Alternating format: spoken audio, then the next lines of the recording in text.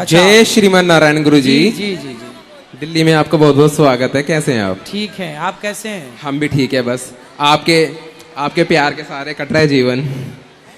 गुरु जी, मैं ये जानना चाहता हूँ, जब विनाश काले विपरीत बुद्धि, जब विनाश का समय आता है तो इंसान की बुद्धि ही उसको गलत मार्ग पे ले जाती है। हाँ। तब ऐसे में वो क्या करे? वो क्या भगवान का सुमिरन उसे उसकी रक्षा करेगा या क्या करना चाहिए? भगवान की आश्रित रहे तो विनाश, जो भगवान के आश्रित होगा उसके विनाश काले विपरीत बुद्धि हो ही नहीं सकती। जो आश्रित है उसका विनाश होगा ही नहीं। भगवान कहते हैं जो भक्त मेरे आश्रित हैं मैं उनका पतन होने ही नहीं देता।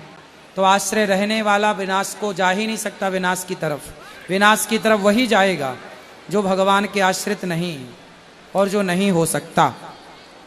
गुरुजी, दूसरा सवाल, जैसे आजकल लोगों ने विषयों के अंदर में, सामान में, वस्तुओं में, नौकरी में, जमीन में, बच्चों में, पैसे में बहुत ज़्यादा आसक्ति कर ली है। हाँ। और जब ये चीज़ें खोती हैं तो लोगों को डिप्रेशन, कोई फांसी, कोई हार्ट अटैक, ये सब चीज़ें होती हैं।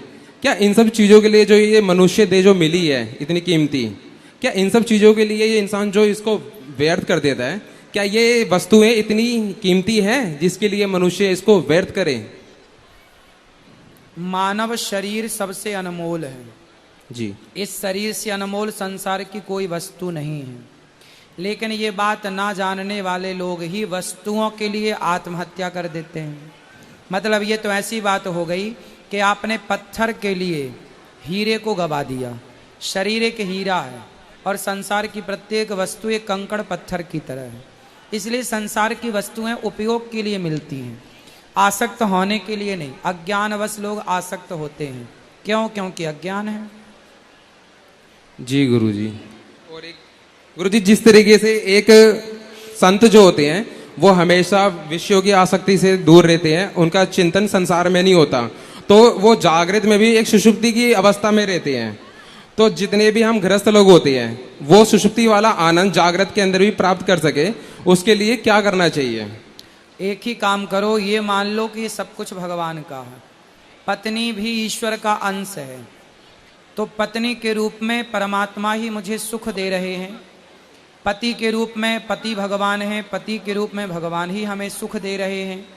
और अपने गृहस्थ में जो पैसा मिल रहा है, जो आप काम कर रहे हो, समझो कि भगवान ही का है। जैसे भरत जी ने अयोध्या में रहते हुए ये मान लिया कि सब कुछ राम का है। भरत जी ने तो नहीं माना कुछ अपना। जी।